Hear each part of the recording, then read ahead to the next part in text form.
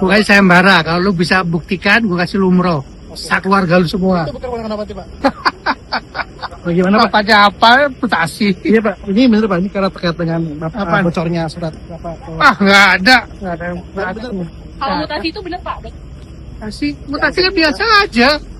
Pegawai gue 38.600 bisa nggak boleh mutasi ya? Tapi berarti bukan karena isu yang surat bocor? Nah, Pak, yang komen harus jadi ini, Pak. Ponakan apa, Pak? pokoknya sayembara, kalau lu bisa buktikan, gue kasih lu umroh. Keluarga lu semua. Itu bukan apa sih, Pak? Bukan sayembara tuh, gue kasih waktu sebulan. Berarti bukan ponakan? Ya, lu pikir sendiri dah. Ya, pemirsa, Menteri Pekerjaan Umum Dodi Hanggodo mengapresiasi semangat gotong royong masyarakat Benar Meriah Aceh yang memperbaiki jembatan Enang-Enang secara swadaya. Sebelumnya jembatan tersebut rusak akibat banjir. Ya ala Sayyidina Muhammad wa ala ali Sayyidina Muhammad, bahwa kita ini terus terputus.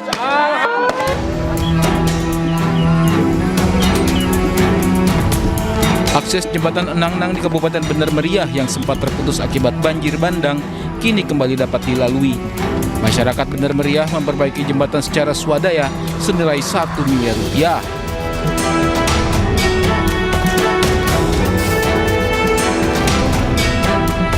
Menteri Pekerjaan Umum Dodi Hanggodo yang turun langsung ke lokasi jembatan mengapresiasi upaya masyarakat yang membantu menjaga konektivitas wilayah di tengah proses penanganan pemerintah.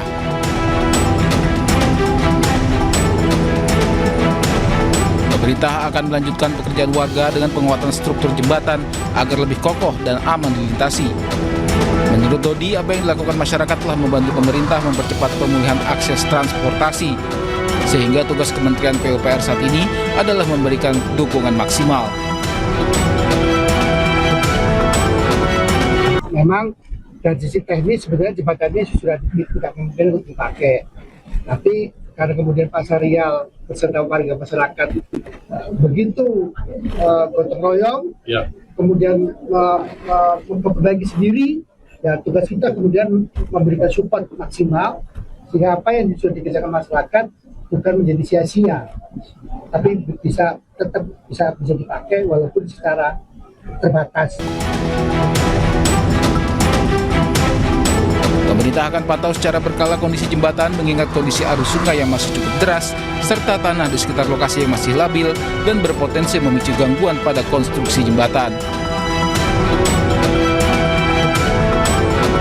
Dari Kabupaten Benar Meriah Aceh, Yusradi, iNews melaporkan. Maraknya kasus kekerasan yang terungkap di lingkungan pesantren dalam beberapa waktu terakhir menjadi perhatian pemerintah. Pemerintah menyatakan tidak akan ada lagi kekerasan di lingkungan pendidikan, keluarga maupun ruang publik.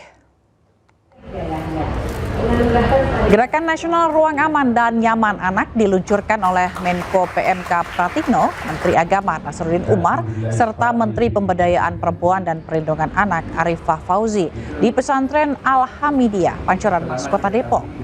Kegiatan ini bentuk komitmen pemerintah dalam menciptakan lingkungan belajar yang aman, nyaman, dan bebas dari segala bentuk kekerasan terhadap anak, khususnya di lingkungan pesantren dan madrasah. Pemerintah juga meresmikan aplikasi Aman Pesantren sebagai sarana pengaduan dan pelaporan dugaan kekerasan di lingkungan pesantren. Jadi Pak, aplikasi Pak.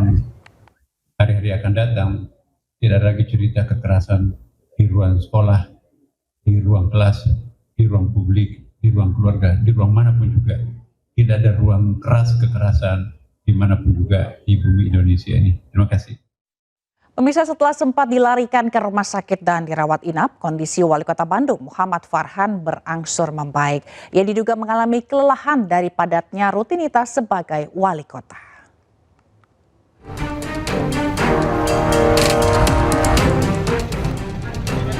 Wali Kota Bandung Muhammad Farhan sempat dilarikan ke rumah sakit pada Jumat petang. Farhan dibawa keluar dari ruang tengah wali kota menuju ambulans milik RSUD. Berdasarkan informasi dari tim dokter, kondisi orang nomor 1 di Kota Bandung ini sudah stabil dan dalam penanganan yang baik. Observasi kesehatan dan pemeriksaan lanjutan juga masih dilakukan untuk mengetahui penyebab pasti kondisi Muhammad Farhan menurun. Ya, beliau kan acaranya ya tahulah ya dari subuh Bahkan dari malam, kadang-kadang jam 2 malam kan beliau melihat-lihat, termasuk beberapa penertiban yang ada di Pusdai, ya, di depan Pusdai. Kemudian bersih-bersih. Terus ini kemarin padat keluar kota sebentar karena ke Jakarta karena melayat dari mantan Pak Menteri yang meninggal atau wafat kemarin.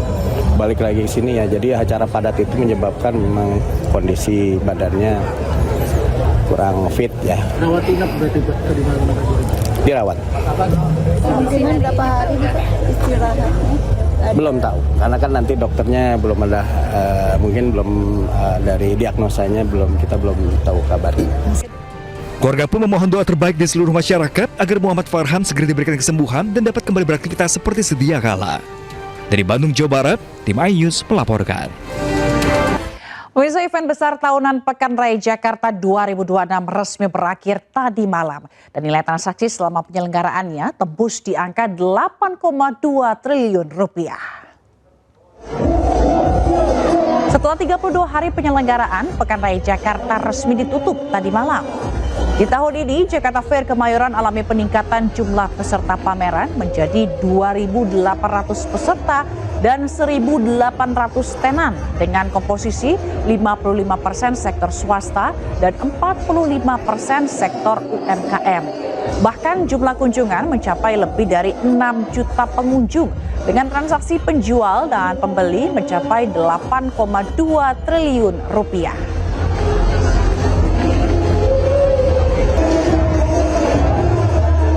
Kekuatan ekonomi Jakarta masih cukup survive di dalam situasi ekonomi seperti ini. Karena apa, di sini berkumpulnya UMKM, pengusaha-pengusaha kecil, dan kita juga penyelenggara banyak memberikan kemudahan-kemudahan dengan diskon-diskonnya.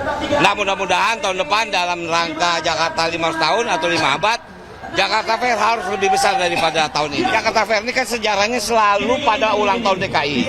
Ulang tahun DKI biasanya berjalan hanya dalam waktu 1 bulan. Tapi kalau misal ditambahin menjadi 1,5 bulan, pasti akan target lebih. Tapi artinya kan keterbatasan waktu itu juga menjadi pengaruh kan. Dengan peningkatan jumlah pengunjung dan jumlah pendapatan di atas target itu udah luar biasa sebetulnya. Menteri Koordinator Bidang Pemberdayaan Masyarakat Muhaimin Iskandar menemui kelompok ibu-ibu prasejahtera di Denpasar, Bali. Caimin mengapresiasi kekompakan dan semangat ibu-ibu produktif untuk membantu perekonomian keluarga. Dan informasi ini sekaligus menutup Pemimpin Rakyat hari ini. Temukan informasi-informasi terbaru lainnya di www.inews.id dan cuplikan tayangan berita iNews dapat Anda saksikan di kanal YouTube @officialinews. Saya Fazilah Khairunisa dan kerabat kerja yang bertugas pamit undur diri. Pemimpin Rakyat, pemimpin beraksi, rakyat awasi. Selamat siang, terima kasih dan sampai jumpa.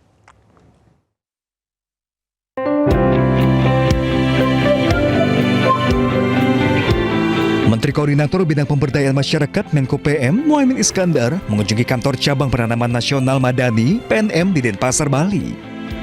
Ia bahkan belusukan ke kawasan Kesiman Denpasar dan menemui kelompok ibu rumah tangga prasejahtera.